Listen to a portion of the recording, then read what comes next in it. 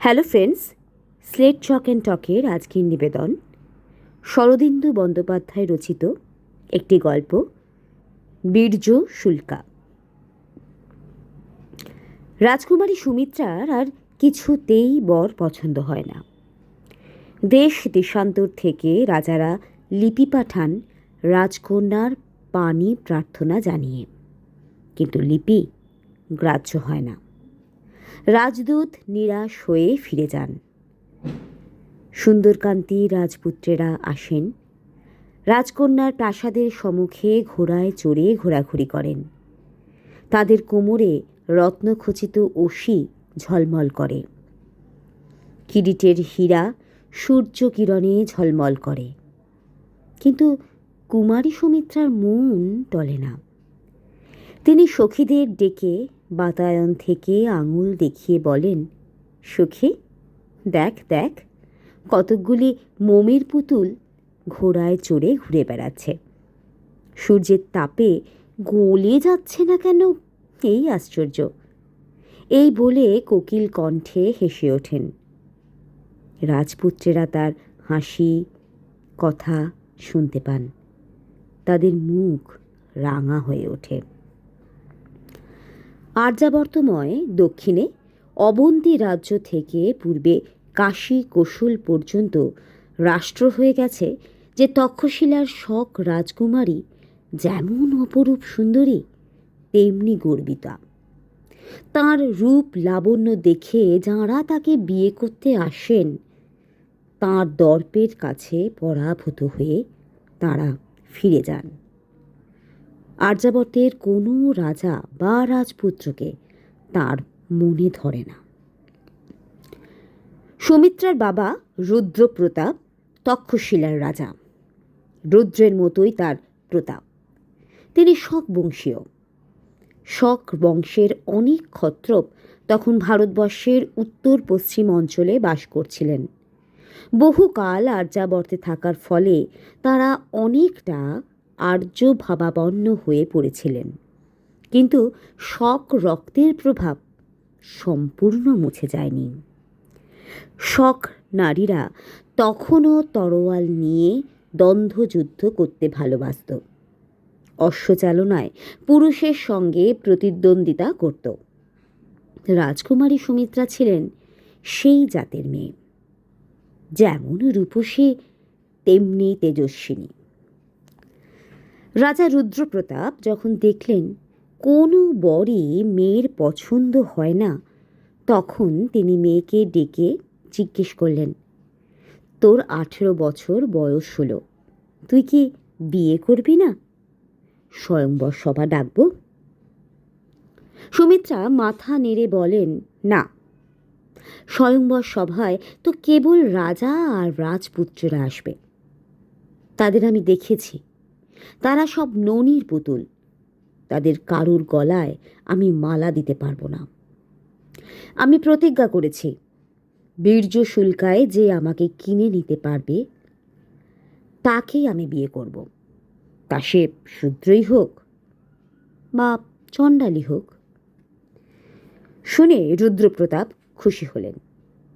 সেকালে শূদ্রকে কেউ এত ঘৃণা করত না। অনেক শূদ্র রাজা বাহুবলে সিংহাসন অধিকার করেছিলেন। রুদ্রপ্রতাপ হেসে বললেন, আমিও তাই চাই, কিন্তু তা হবে কি করে? কুমারী বললেন, আমার প্রতিজ্ঞা এই, যে পুরুষ 3টি পরীক্ষায় উত্তীর্ণ হতে পারবেন, আমি তাকেই বরমাল্য দেব। আপনি রাজ্যে এই কথা ঘোষণা করে দিন। বেশ, কি কি বিষয় পরীক্ষা হবে? বাহুবল, হৃদয়বল আর বুদ্ধিবলের পরীক্ষা হবে। আমি নিজে পরীক্ষা করব। রাজা মেয়ের পিঠে হাত রেখে আদর করে বললেন, সুমিত্রা, তুই শক দুহিতার উপযুক্ত কথা বলেছিস। আজই আমি দেশ বিদেশে ঢেড়া দিয়ে দিচ্ছি। রাজ্যে রাজ্যে আবার ঘোষণা হয়ে গেল। আবার অনেক রাজা রাজপুত্র সেনাপতি আমত্ত এলেন কিন্তু সকলেই ব্যর্থ মনোরথ হয়ে ফিরে যেতে হলো। কেউ বাহুবলের পরীক্ষায় উত্তীর্ণ হলেন, কিন্তু বুদ্ধিবলে উত্তীর্ণ হতে পারলেন না। আবার কেউ বা বুদ্ধিবলে উত্তীর্ণ হলেন, কিন্তু হৃদয় বলে অর্থাৎ সাহসিকতায় বিফল হলেন। সকলেই অধোবদনে ফিরে গেলেন, রাজকুমারীকে লাভ করতে পারলেন না। এমনিভাবে কিছুদিন কেটে গেল। একদিন সকালবেলায় মন্ত্রগুহের দ্বিতলে রাজা রুদ্রপ্রতাপের সভা বসেছে। চারিদিকে পাত্র মিত্র সেনাপতি শ্রেষ্ঠী সামন্ত রয়েছেন। রাজা স্বয়ং সিংহাসনে আসীন। রাজার ডান পাশে মর্মর পদ্মাসনে কুমারী সুমিত্রা। সভা যেন তাঁর রূপের ছটায় আলোকিত হয়ে আছে। তাঁর গর্বিত গ্রীবাভঙ্গি আর তীক্ষ্ণ কটাক্ষে সভার বড় বড় বীরের পৌরুষও যেন সংকুচিত হয়ে পড়েছে।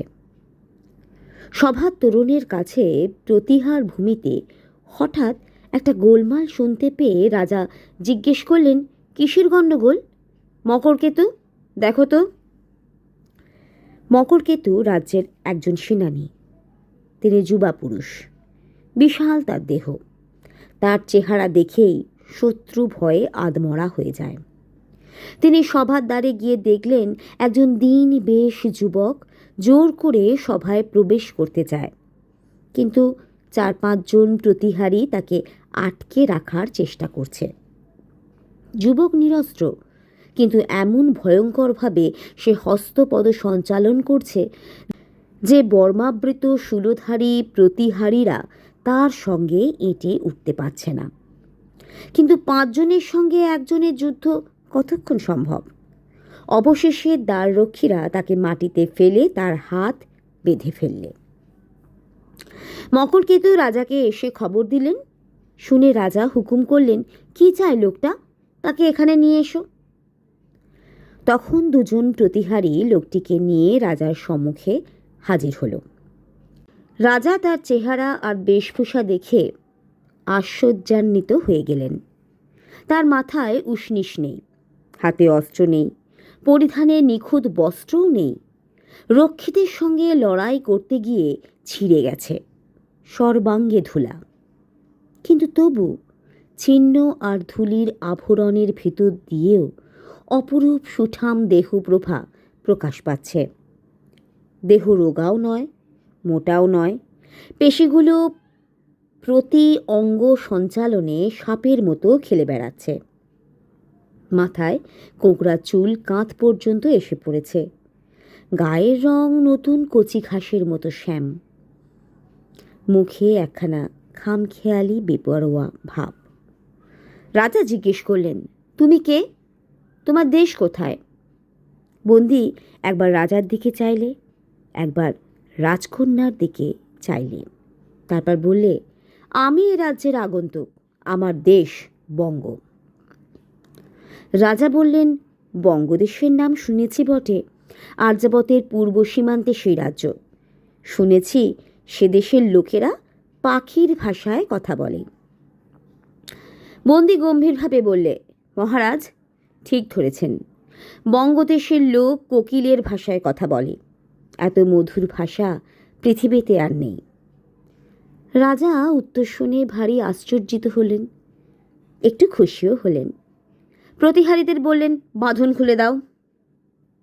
বাঁধন মুক্ত হয়ে যখন সে সোজা হয়ে দাঁড়ালো, তখন এই ছিন্ন বেশ বিদেশি যুবার চেহারা দেখে কুমারী সুমিত্রার তীব্রোজ্জ্বল চোখ দুটি ক্ষণকালের জন্য নত হয়ে পড়ল। তিনি উত্তরীয়টি ভালো করে গায়ে জড়িয়ে নিলেন। রাজা বললেন, বিদেশি, তুমি বহু দূর থেকে এসেছ, তোমার বস্ত্র ছিন্ন দেখছি, তুমি কি অর্থ চাও? বিদেশি হাসল, বললে, না মহারাজ, আমি অর্থ চাই না, অর্থের আমার প্রয়োজন নেই। আমি অন্য এক মহার্ঘ রত্নের সন্ধানে এই রাজ্যে এসেছি। বিস্মিত রাজা জিজ্ঞেস করলেন, তোমার নাম কি, পরিচয় কি? বিদেশি বললে, আমার নাম চণ্ড, আমি তালিবন শ্যাম সমুদ্র মেঘলা বঙ্গভূমির একজন অজ্ঞ সন্তান। এটুকুই আমার পরিচয় বলে ধরে নিতে পারেন। রাজা বললেন, ভালো, এখন জোর করে আমার সবাই ঢুকতে চেয়েছিলে কেন? তার কারণ বলো। চণ্ড বললেন, মহারাজ, আপনার রাজ্যে প্রবেশ করে শুনলাম যে কুমারী সুমিত্রা বীর্য শুল্কা হতে চেয়েছেন, তাই আমি নিজের বীর্যের পরীক্ষা দিয়ে তাকে লাভ করতে এসেছি বলে পূর্ণ দৃষ্টিতে সুমিত্রার দিকে তাকালো। শুনে কুমারীর মুখ লাল হয়ে উঠল। মন তার ক্ষণকালের জন্য বিদেশীর প্রতি কোমল হয়েছিল, আবার কঠিন হয়ে উঠল। একজন সামান্য লোক তাকে লাভ করবার দুরাশা রাখে? সঙ্গে সঙ্গে তার মনে পড়ল যে ভারতবর্ষের সকল রাজ্য থেকেই রাজা বা রাজপুত্র তার পাণিপ্রার্থী হয়ে এসেছে, শুধু বঙ্গদেশ থেকে কেউ আসেনি। বঙ্গদেশের রাজপুত্রেরা কি এতই দর্পিত যে নিজেরা না এসে একজন ভিক্ষুককে তাঁর পাণিপ্রার্থী করে পাঠিয়েছে? অপমানে তার দুই চোখ জ্বলে উঠল। সভাসদরাও চণ্ডের এই অদ্ভুত স্পর্ধা দেখে মুহূর্তের জন্য স্তম্ভিত হয়ে গিয়েছিলেন।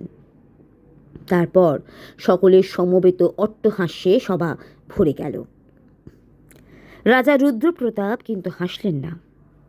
তিনি আর চোখে মকরকেতুকে আঙুল দেখিয়ে বললেন, এটাকে সভার বাইরে নিক্ষেপ করো। মকরকেতু সবচেয়ে বেশি জোরে হাসছিলেন।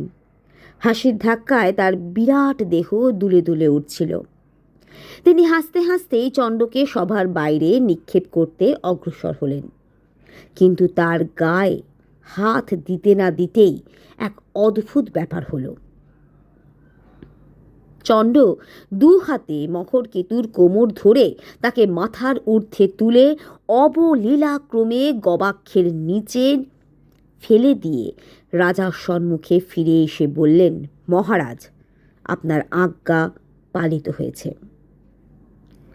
সভা নির্বাক। রুদ্রপ্রতাপের মুখে কথা নেই। চণ্ড এমনভাবে এসে দাঁড়িয়ে আছে যেন সে বিশেষ কিছুই করেনি। এরকম সে রোজই করে থাকে। সকলে ভাবছে, কি আশ্চর্য ব্যাপার, মকরকেতুকে যে ব্যক্তি একটা তুলোর বস্তার মতো তুলে ফেলে দিতে পারে, তার গায়ে কি অসীম শক্তি। সভাশুদ্ধ লোক বিস্ফারিত চোখে চণ্ডের মুখের পানে চেয়ে রইল। এতক্ষণে সুমিত্রা কথা কইলেন। নিস্তব্ধ সভাগৃহে তাঁর কণ্ঠস্বর বীণার মতো বেজে উঠল। ঈষৎ জগম্ভি করে তিনি ধীরে ধীরে বললেন, বিদেশী, তোমার দেশে কি রাজা নেই? চণ্ড বললেন, আছে বই কি রাজকুমারী, তার প্রতাপে প্রাগ জ্যোতিষ থেকে কৌশল পর্যন্ত কম্পমান। সুমিত্রা বললেন, বটে, তবে তিনি কি প্রবীণ? চণ্ড বললেন, হ্যাঁ, তিনি প্রবীণ। সুমিত্রা প্রশ্ন করলেন, তাঁর কি পুত্র নেই? চণ্ড মৃদু হাসলেন, আছে। শুনেছি যুবরাজ ভট্টারক পরম রসিক, তবে তিনি পিতার মতো বীর কি বলতে পারি না।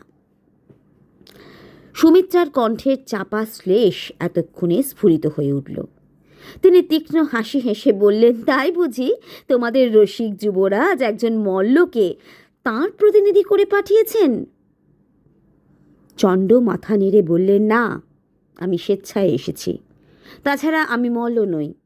আমার দেশের সকলেই আমার চেয়ে বেশি বলবান, তাই আমি লজ্জায় দেশ ছেড়ে চলে এসেছি। এই বলে কপট লজ্জায় মাথা নিচু করলেন। কুমারী সুমিত্রা অধর দংশন করলেন। এই লোকটির সঙ্গে কথাতেও পারবার জো নেই। যে ব্যক্তি এই মাত্র মহাকায় মকরকেতুকে জানলা দিয়ে গলিয়ে ফেলে দিয়েছে, তার মুখে এ কথা পরিহাস ছাড়া আর কিছুই নয়। কুমারী অল্পকাল চিন্তা করে বললেন, ভালো, তুমি মল্ল হও বা না হও, ভার উত্তোলন করতে পারো বটে। আমি প্রতিজ্ঞা করেছি, 3টে পরীক্ষায় যে উত্তীর্ণ হতে পারবে তাকেই আমি বড়মাল্য দেব। তা সে পামরি হোক আর চণ্ডালী হোক, কিন্তু ভার উত্তোলন করাই বাহুবলের প্রমাণ নয়। উষ্ট্র ভার বহন করতে পারে। তুমি বাহুবলের আর কি প্রমাণ দিতে পারো? চণ্ড বললে, মানুষের যা সাধ্য আমিও তাই পারি। পারো? বেশ, আমার এই মুঠির মধ্যে একটি মুক্তা আছে, মুঠি খুলে মুক্তাটি নিতে পারো? এই বলে সুমিত্রা মৃণালের মতো ডান হাতখানি বাড়িয়ে দিলেন।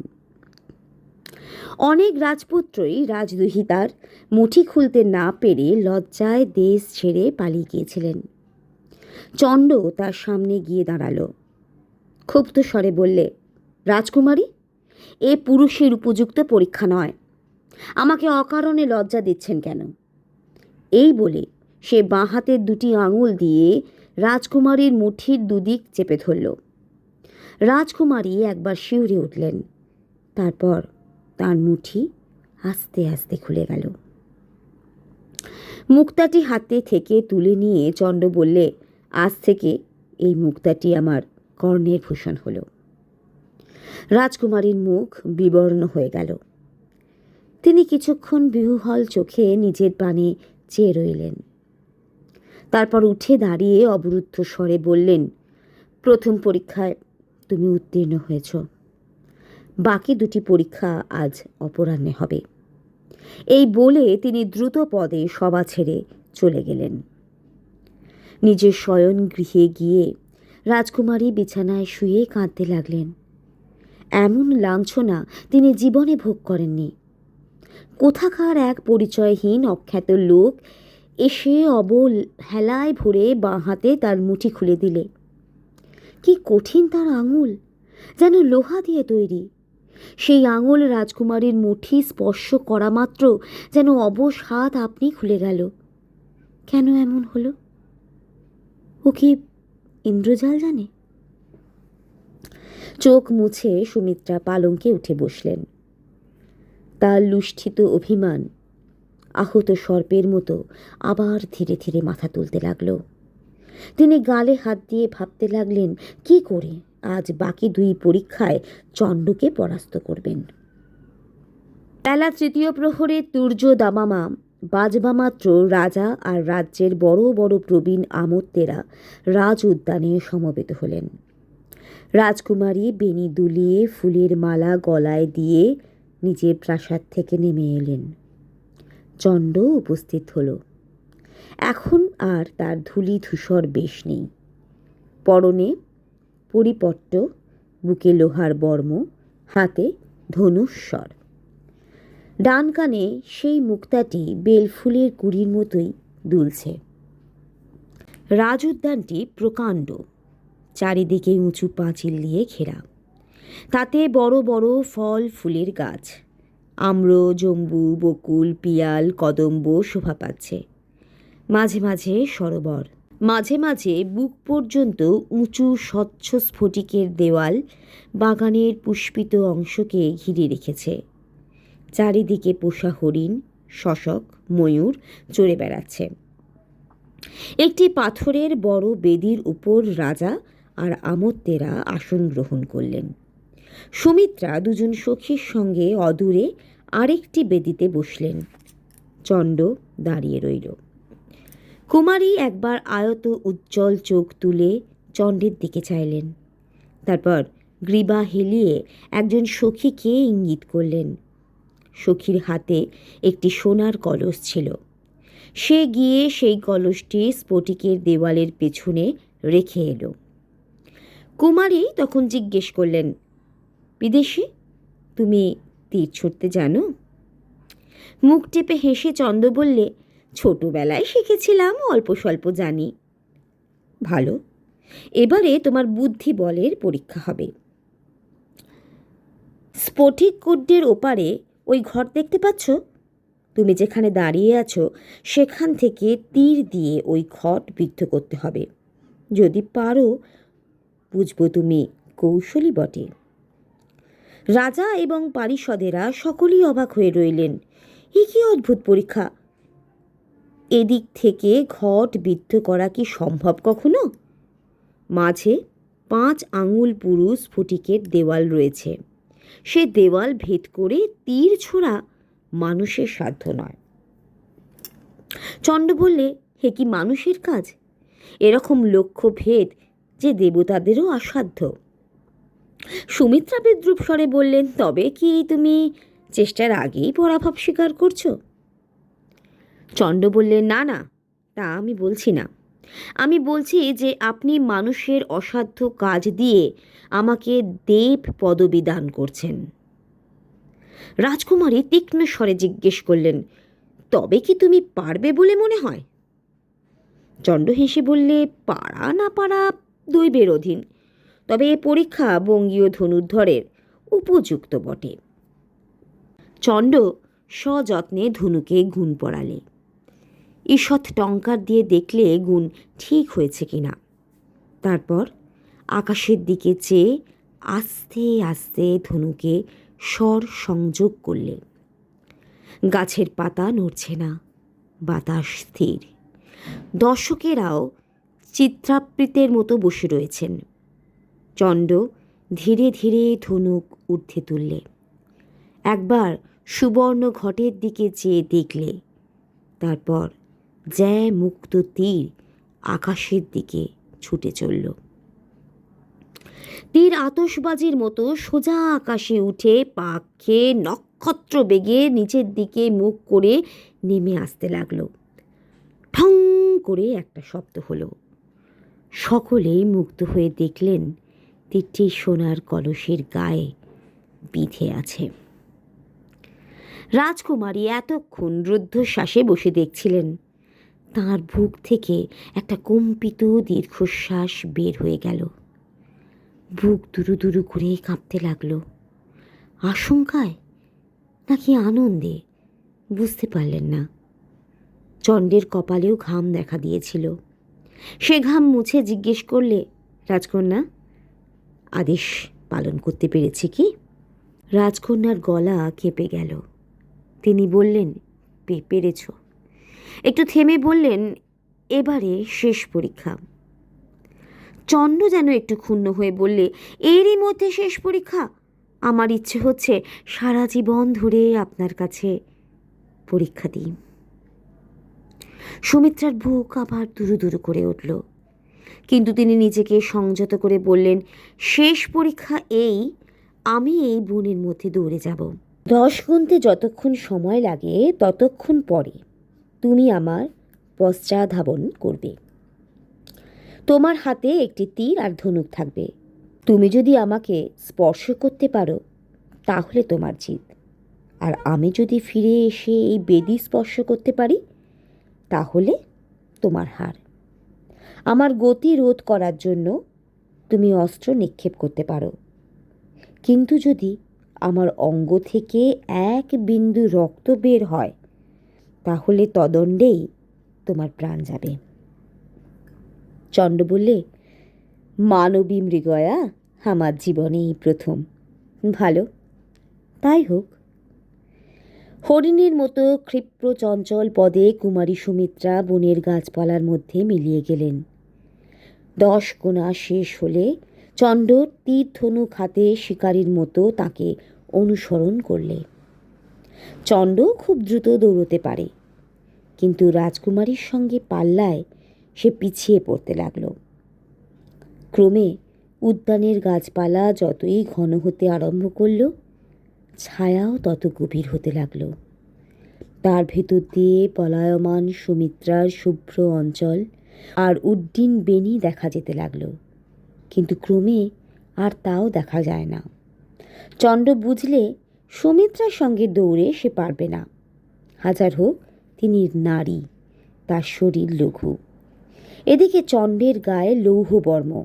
এই অবস্থায় কেবল পশ্চাদ্ধাবন করে কুমারীকে ধরা অসম্ভব।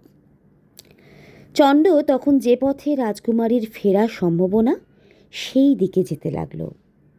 ছায়ায় অস্পষ্ট বন, ফুলের গন্ধে বাতাস যেন ভারী হয়ে আছে। অগণ্য গাছের শ্রেণীতে বেশি দূর পর্যন্ত দেখা যায় না। সংশয় ভরা মন নিয়ে খানিক দূর যাওয়ার পর হঠাৎ চণ্ড দেখলে সুমিত্রা তার দিকেই ছুটে আসছেন, কিন্তু কাছাকাছি এসে সুমিত্রাও চণ্ডকে দেখতে পেলেন। উচ্চ হাস্য করে তিনি আবার বিপরীত দিকে ছুটলেন, কিন্তু চণ্ড তখন তার খুব কাছে এসে পড়েছে। তার দৃষ্টি ছাড়িয়ে পালানো আর সম্ভব নয়। তবু চণ্ড পেছিয়ে পড়তে লাগল। 10 হাতের ব্যবধান 15 হাতে দাঁড়ালো। সুমিত্রার পা যেন মাটিতে পড়ছে না। তিনি যেন পাখির মতো শূন্যে উড়ে চলেছেন। মাঝে মাঝে থমকে দাঁড়িয়ে পিছু ফিরে চাইছেন, আবার কণ্ঠে হেসে দৌড়াচ্ছেন। ক্রমশ ব্যবধান যখন আরও বেড়ে গেল, তখন চণ্ড মনে মনে স্থির করে নিলে আর রাজকুমারীকে চোখের আড়াল করা চলবে না। সে দৌড়তে দৌড়তে ধনুকে স্বর যোজনা করল। তারপর শুভ মুহূর্তের জন্য সতর্ক হয়ে রইল। এবার একটা মোটা গাছের পাশ দিয়ে যেতে যেতে সুমিত্রা নিমেষের জন্য থেমে পিছু ফিরে চাইলেন। এই সুযোগের জন্যই চণ্ড অপেক্ষা করছিল। পলকের মধ্যে তীর ছুটল। সুমিত্রা যখন আবার পা বাড়ালেন, তখন দেখলেন তার চলার শক্তি নেই। চণ্ডের তীর তার বেণী ভেদ করে গাছের গুঁড়িতে বিঁধে গেছে। চণ্ড ছুটে এসে তীর উপড়ে রাজকুমারীর বেণী মুক্ত করে দিল। হাসতে হাসতে তার মুখের দিকে চেয়ে দেখলে তার চোখে জল। চণ্ডের মুখ বিষণ্ণ হয়ে গেল। সে ক্ষণকাল চুপ করে থেকে আস্তে আস্তে বললে, দেবী, আমি এখনো আপনার অঙ্গ স্পর্শ করিনি।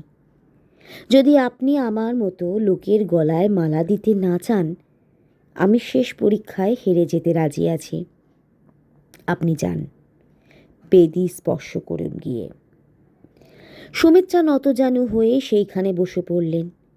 বাষ্পরুদ্ধ স্বরে বললেন, প্রথম দর্শনেই আমার মন বুঝেছিল যে তুমি আমার স্বামী। শুধু অহংকার আমাকে অন্ধ করে রেখেছিল আর্যপুত্র। বীর্যশুলকে তুমি আমাকে জয় করেছ। তবু স্বেচ্ছায় আমি তোমার পায়ে আত্মসমর্পণ করছি। চণ্ডের মুখ হাসিতে ভরে গেল। সুমিত্রাকে ধরে তুলে সে বললে, সুমিত্রা। সুমিত্রা গলা থেকে মালা খুলে তার গলায় পরিয়ে দিলেন। তারপর আবার নতজানু হয়ে বরকে প্রণাম করলেন। চণ্ড হেসে বললে, সুমিত্রা, তুমি রাজকন্যা, দরিদ্রের পর্ণকুটিরে তোমার কষ্ট হবে না। সুমিত্রা চোখ নিচু করে বললেন, তোমার মতো স্বামী যার, পর্ণকুটিরের থেকেও সে রাজরাজেশ্বরী। আর্যপুত্র, আমাকে তোমার তালিবোন শ্যাম বঙ্গদেশে নিয়ে চলো। চণ্ড বললে, সুমিত্রা, তোমার সঙ্গে আমি প্রতারণা করেছি। বলেছিলাম মনে আছে, বঙ্গদেশের রাজকুমার রসিক। আমি তোমাদের সঙ্গে একটু রসিকতা করেছি। আমার সত্যিকার নাম চন্দ্র। আমার একটি ছোট্ট বোন আছে, সে চন্দ্র উচ্চারণ করতে পারে না, চণ্ড বলে। তাই বিস্ময় উৎফুল্ল চোখে চেয়ে সুমিত্রা বললেন, তুমি তবে বঙ্গের রাজপুত্র?